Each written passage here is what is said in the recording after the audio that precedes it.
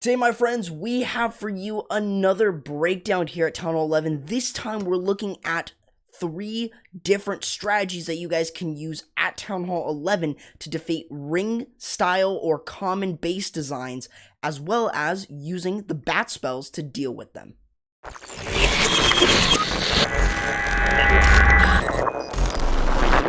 So that's right, guys, we are going over ring bases here in this video and also using them, how to deal with them with bat spell strategies. So the first one that we have here for you guys is going to be the bat slap. Now, this is something that you guys have probably asked me before to make, but I never saw it, and this was the first time I saw it.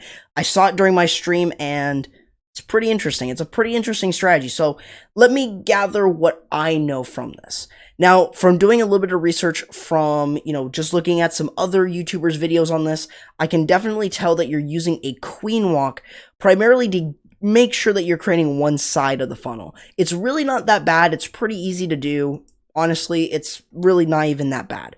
So what you're doing here is you're using the queen just to carve out an area for you to create pathing. And what I mean by that is a funnel. So you need to make sure that you're creating a funnel with that. So we will definitely put the queen walk here. So then what we're going to do is we are going to drop in the king, and it's going to work its way down here. So we'll put a K here. And then we have the entire rest of the strategy moving into the town hall with the yellow. So I'll just put an R for the rest of the attack. So what you're seeing here is just a small plan of what the attacker did here from the Reddit v Forums war in the round 5. So this is a really simple strategy. I mean, it is not that difficult. It's really, really easy. And you'll see that what we're going to be talking about throughout this entire thing is really getting you guys to understand big and key parts of an attack like this. More specifically, the Warden ability and using the bat spells and stuff like that. Now, you may think that this would be almost an impossible base to hit with bats, but you can. Even though a large portion of those wizard towers, there's one here, one over here, one up here, so they're kind of spaced out, kind of makes it a little bit awkward to hit with bats, but it's actually not. It's actually really easy. I had someone as well on my Discord server hit a base that had 4 corner wizard towers, and he drag batted it, and it was a success. So I would definitely try bats against ring bases. Definitely didn't think that that would be possible, but it is. Now, just remember that when you're using bats, you want to bring at least 3 to 4 free spells, depending on the strategy, of course. Here, we don't really need too much. All we need is 1 rage, and that allows our bowlers, that allows our witches to really get a lot of value as they enter into the base. Realistically, using the free spells is saved more specifically for the bats. Usually your wall wrecker is going to have maybe an ice golem in it. It really depends on what you like to bring. So if you want to bring more bowlers, that's good. Maybe a golem, maybe giants, maybe even super giants in there. Who knows? But you definitely have the option to sort of do that. On this base here, you'll see that we are using a couple sneaky goblins and the king to create this side. And as everything moves through, we have the witches, the ice golem, and the wall wrecker going in with the bowlers right behind. So now I want you guys to really pay attention to this really right here. So you want to make sure that you're seeing how everything is driving in. And we pop the ability right when the bowlers are starting to get targeted. And that's really where we want to sort of be in terms of this strategy. So it kind of gives you guys a really good idea. And notice how much of the base we have cleared out. Basically, we can just drop our bats like this. Easy pathing. That's all we have to do. Everything is driving up this way, really making it easy. And that's really the point of this strategy. So if I just sort of zoom out really quickly, just for you guys to kind of see exactly what's going on with the bats, with the entire kill squad, you can see that we had, I believe, an ice golem from the CC. That's just in order to sort of tank a little bit there. But you can see that the free spells, they're being used on top of those multi-inferno or wizard towers in order to make sure that we are allowing our bats to stay alive and get through the base. Remember that we're not relying on them so much so, but we are definitely want to keep them alive, especially against those splash damage buildings like the wizard tower. And then you'll see here, easily freeze that up, and that's it. So that's really how simple this strategy is, and it works really well on this style of base. I know that you guys have probably seen it. I know it's a common base design, so I would 100% say this is definitely worth trying out. Now the next strategy, we're going to look at two different examples because there were two attacks that were against ring style bases, so I definitely want to bring those two to you guys. So here is another example. This time we are looking at the Pekka BoBat this time. So you've got two examples of this one, since pretty common style of bases designs were hit with this one. So I wanted to showcase it and make sure that you guys kind of get the understanding of using Pekka BoBat against ring bases. Yeah, you heard me right there. So this is a really, really interesting way of actually using the Pekka BoBat. So I did record this one earlier for a Town Hall 11 upgrade guide, which I will leave as a card up here as a card. But I really wanted to bring this one back because it was a great example, and I really couldn't, sort of not show it again. And of course, it fits for this video. I wanted to show it there because it was it was just there. It was a good example of it, especially against a ring base. But I wanted to make this one, since this base, we're going over ring bases. So I want to make sure that we are sort of going through, or, these common base designs and being hit by Pekka BoBat. So what we are seeing here, if you guys didn't watch that video, then what we're doing is we're doing a warden walk. So warden walks should only be done when there are no storage, when you're not walking into storages. Once you hit a storage, that warden's going to take its sweet time. So what you want to do is you want to make sure that you are clearing out an area that aren't storages, of course, in order to create a funnel. Now, on the opposite side, what you want to do is basically you want to drop in a Pekka right here. Now, on this base design here, there wasn't like a cannon or anything. If there was, I would say drop in 2 Pekkas, especially if you're bringing 5 of them. And then what that's going to allow you to do is use a couple wizards right behind, and this is going to clear out another section of the base. What this means now is you have easy pathing right into the town hall. So no longer will your attack go around the base here. Instead of going that way, they're going to go right in because you have cut these areas out and you've got easy pathing in. That's all you're doing. Very, very simple attack. It's literally not really low effort, but it's the stuff that you have to plan. And on a ring-based design like this example will help you guys improve on that. So you'll see that we're going to drop in the balloon and then the warden because we're going to use those healers. That's going to allow us to use this warden walk. So at the same time that we're using the warden walk, we're using the Pekka. And the Pekka there is just blasting away at the wall in order to make sure that we're opening that up. And then we'll use another Pekka there right behind just to make sure that we are clearing that section out. So again, this base doesn't look like something that you would hit with Pekka BoBat. You've got a wizard tower here, here, here, and here, and here. So they're really spaced out with the multi-infernos in the core. So what we want to basically do from here is, even though the wizard towers are on the outside, we can take advantage of that. We don't need to worry about the wizard towers. We need to worry more so about the multi-infernos. As long as we can get maybe 2 wizard towers with the funneling portion, then we're fine. And of course with the kill squad. But if we can use the kill squad there to also get rid of the eagle and the multi-infernos, that's even better. So you'll see that as we're driving into the base, we want to make sure that we are getting a lot of value. So as you can see, as we are driving in, you can see that we're using the warden, making sure that everything's staying alive. Now, if I pause it really quickly here, you can see from here is that our bowlers are not going around the base here or over here. Because of the skip value that they got, they cleared out this section without even having to enter into the zone. That is really good. So what that means is everything's driving into the core, and this will allow us to deal with the CC, which it's the same thing with the last one, with the last example, and we're able to deal with both multi-infernos. So that is really, really easy value and easy pathing for this entire attack. And then when you're using your bats, you can see that all we're doing is just having easy pathing with those bats, making sure that they get to the wizard towers, even if we have to freeze them more than once.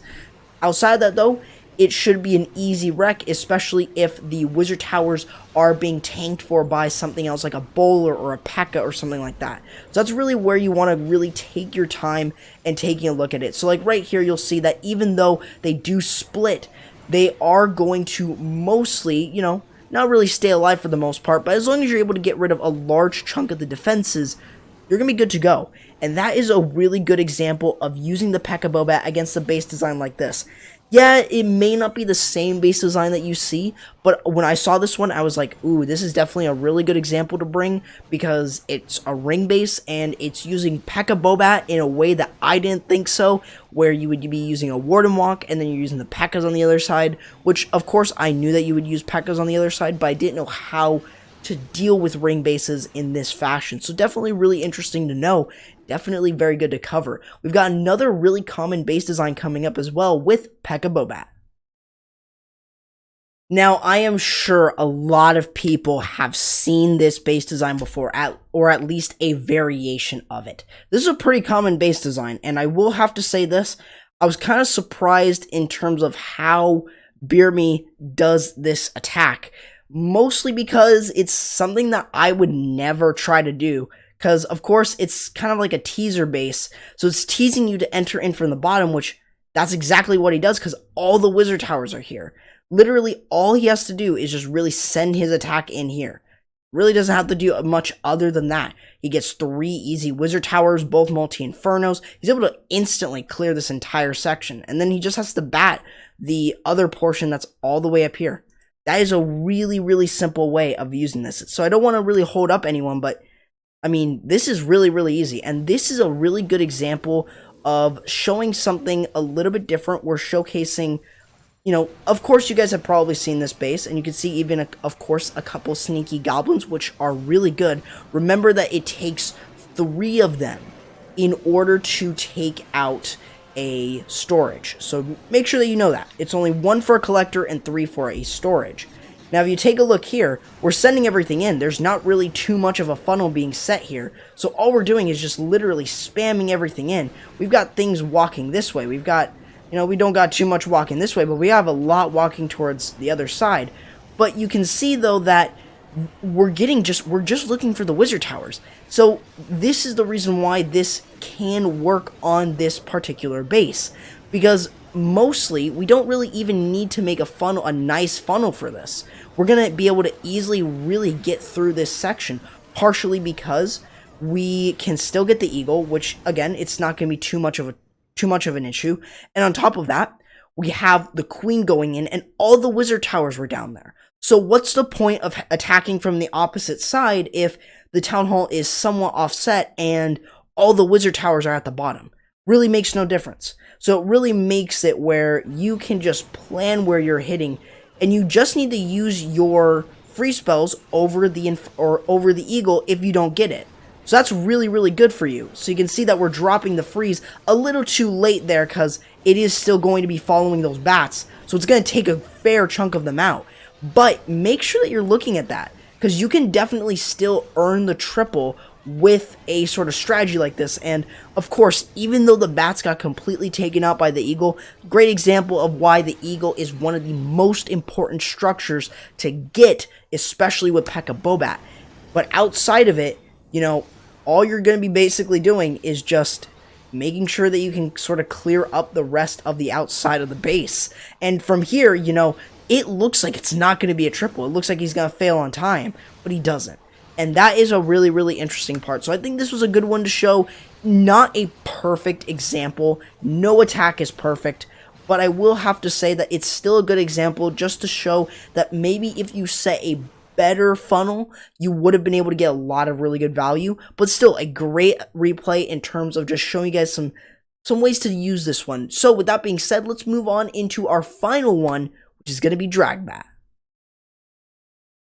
So in this last example, we're looking at this base, and I think might have seen this base before, maybe even against Electron, but here's another common base design that probably you guys have probably seen. I mean, if it's going to be a ring base, if it's a base design that looks like this, most likely it's pretty common. So with above all else, what are we looking for? And again, remember that this is a drag bat. So what we're looking at is primarily those sweepers. And on top of this, so if we're entering into this section here, we're getting rid of a multi, we're getting rid of a wizard tower, not really too high value, but if we're keeping our way into the base here, we can definitely get more. So that's what you really got to take a look. And of course, just remember, don't always rely on your bats. Sometimes you're going to do that and you may fail. So you want to make sure that what you're doing is still getting enough value from the rest of your attack. So make sure though that you are creating the funnel. That is going to be the most important thing to do. Now this attack, you really don't need to worry about CC all too much, partially because the dragons can easily get through it. So basically what you're looking for is to really carve an area out in the base in order to sort of create some funneling. Now we're going to be attacking from this side. I kind of mentioned, that we were going over here, but that's not the case. But you'll see that we use the king to actually get into the base just a little bit, clear out some sections here, and then we're going to drop in the stone slammer and the baby dragon. Baby dragon is going to create the funnel. You can either use the stone slammer early or later on. That's really going to be up to you, but we're using it so much so as a tank. And then as we send everything in, our pathing kind of looks like this as we're entering into the base with our dragons, making sure that we can keep a lot of those dragons into the base and getting rid of the defensive CC, which it is I believe it's a wizard, archers, dragon CC, really not too bad. And then we're dropping a bat bomb on top of the inferno.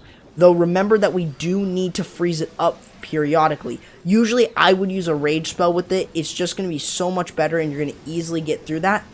Other than that, though, it's not really the best bats, or in terms of placing in those bats, and you'll see that basically the bats clear that section and then they died. But you don't really need to worry so much about that. Again, you should have enough dragons to clear through the rest of the base. Most of the time, you're just using your bats to sort of gut an area, and then you have your dragons to really clear through the rest of it. Because usually the wizard towers won't be doing that much damage to the dragons. But either way, it's another really good example. Even though the bats all die out, and you saw that in the last 3 examples, including this one, it's really not that hard, and it's really easy just to use a simple drag bat. Now, I want to ask, if you guys want to see me hit with any of these strategies live, then definitely let me know in the comments below if you guys want to see any live attack videos at Town Hall 11. Now, I know I did a poll very recently on Town Hall 13, so I want to make sure that you guys are sort of in the know. I do plan on doing some Town Hall 13 content that is not going to interfere with any of my Town Hall 11 or 12 content, so make sure that, if you want, feel free to, watch those videos. Definitely feel free to support me there. It's definitely going to help the channel. And, especially as we are growing, definitely growing strong. And on top of that, we're going to be seeing a lot more attacks from Affiliate Esports, which is going to be really cool. We're going to see a lot of pro attacks. So definitely, if you guys are willing, feel free to let me know in the comments below what you guys think of Town Hall 13 coming to the channel. And above all else, that is going to do it, guys, for the video. Hopefully you guys enjoyed. If you guys did, remember to leave a like on the video. It really means a lot.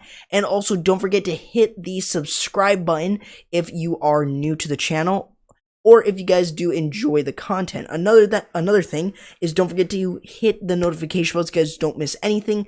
Feel free to follow me on Twitter, Instagram, Twitch, and MadCat. Twitch and MadCat are my official streaming areas. That's where I'm going to be streaming. And also, feel free to go ahead and join any of the clans that I cover within this game of Clash of Clans. Their links are in the description below. And also, don't forget to join my community Discord server, which it is in the social media tab down in the description. With that being said, guys, that is going to do it for the video. Hopefully you guys enjoyed, and I'll be seeing you guys next time. Corrupt, signing out.